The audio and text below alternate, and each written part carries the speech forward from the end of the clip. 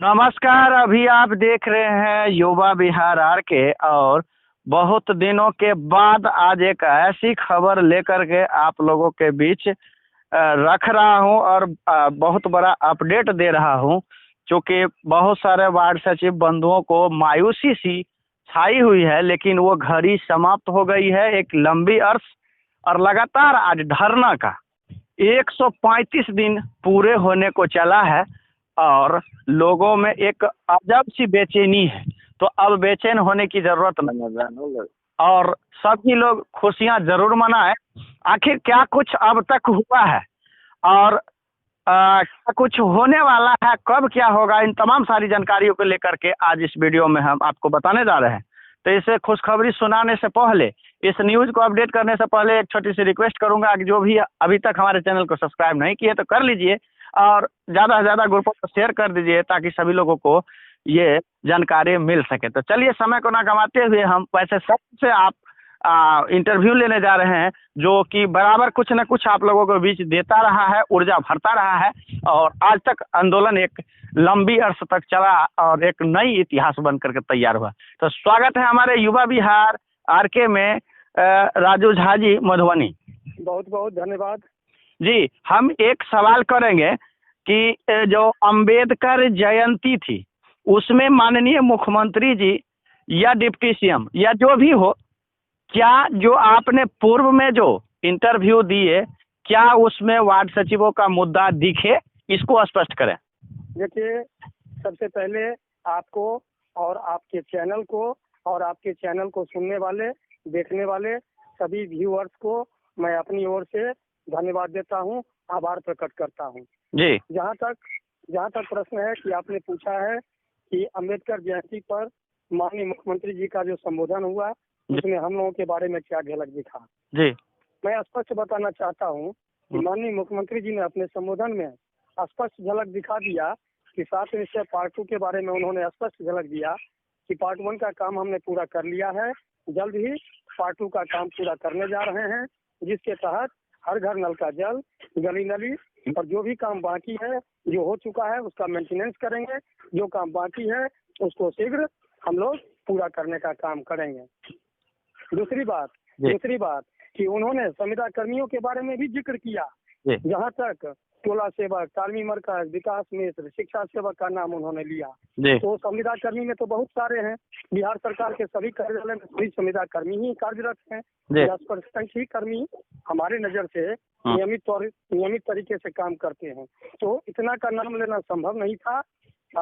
इसलिए उन्होंने 4 संविदा कर्मी का नाम लिया और बाकी संविदा कर्मी भी इस सूची में आते हैं। बहुत जल्द सबको झलक देखने को मिले। जी।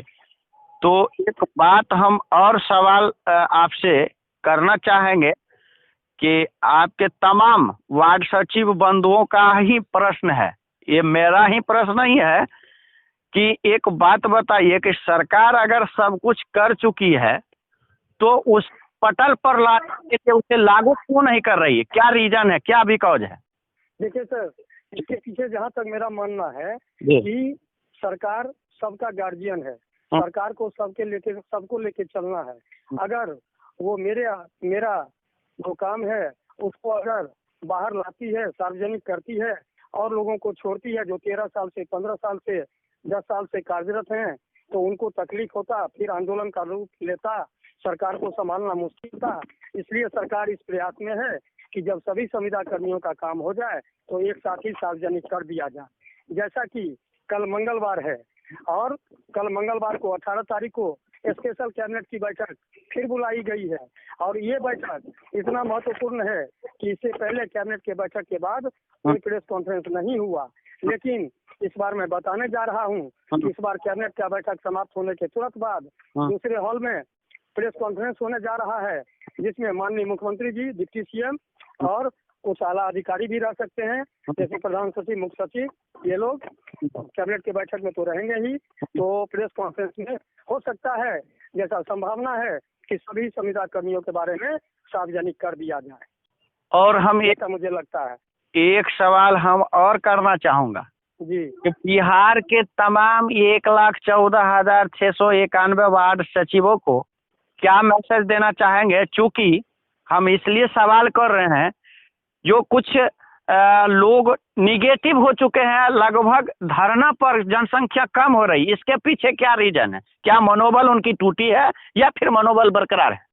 देखिए सर जी, हम लोगों का मनोबल न टूटा है, हाँ, न टूटने वाला है, न संगठन कमजोर है, न संगठन कमजोर हुआ है। हाँ, इसलिए कि हमारा अनिश्चितकालीन धरना चल रहा है, जी, उसमें हम लोगों को ज्यादा शोर शराबा भी नहीं करना है।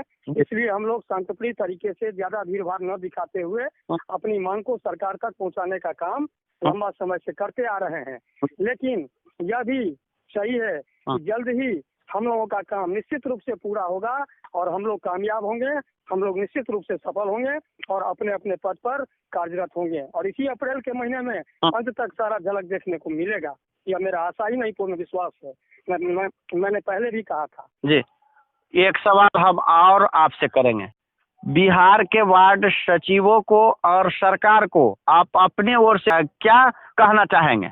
हम अपनी ओर से बिहार के सभी तमाम 1,14,691 वार्ड सचिवों को धन्यवाद देना चाहता हूं कि आपने जो धैर्य का परीक्षा दिया है इसके लिए काबिले तारीफ है। आप अपने धैर्य को जब इतना दिन बना के रखे, सभी संविदा कर्मी बना के रखे हुए हैं, तो हम लोग भी कुछ दिन और धैर्य का इंतजार करें और सरकार को बहुत बहुत धन्यवाद देते हैं। खास करके बिहार सरकार के मुखिया माननीय मुख्यमंत्री आदरणीय श्री नीतीश कुमार जी और बिहार सरकार के डिप्टी सीएम आदरणीय श्री तेजस्वी प्रसाद यादव जी और हमारे पंचायती राज मंत्री आदरणीय श्री मुरारी प्रसाद गौतम जी को विशेष रूप से पूरे बिहार के तमाम 1,14,691 वार्ड सचिव की तरफ से धन्यवाद प्रकट करता हूं, आभार प्रकट करता हूं कि इन लोगों ने जो बड़ा दिल दिखाया है हम लोगों के लिए, तो काबिले तारीफ है। जी, जितना भी सराहना की जाए कम है।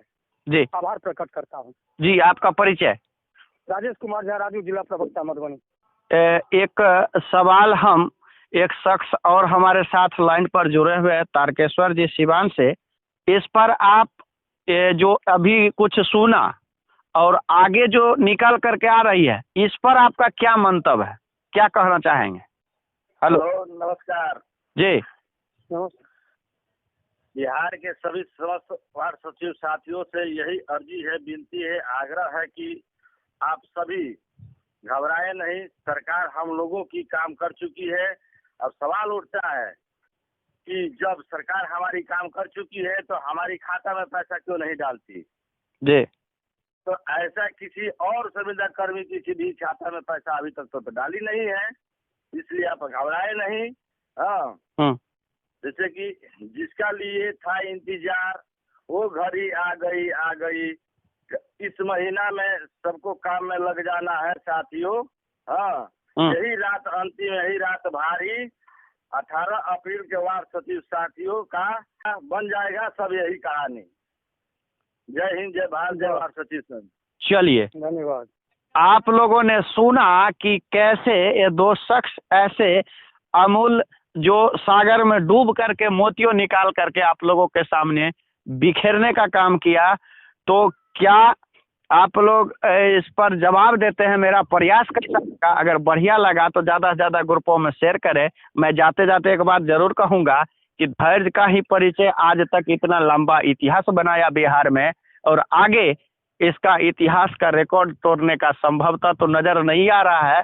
बाकी क्या कुछ होगा, हमारी निगाहें बने रहेगी और देखते रहे युवा बिहार। तब तक के लिए नमस्कार।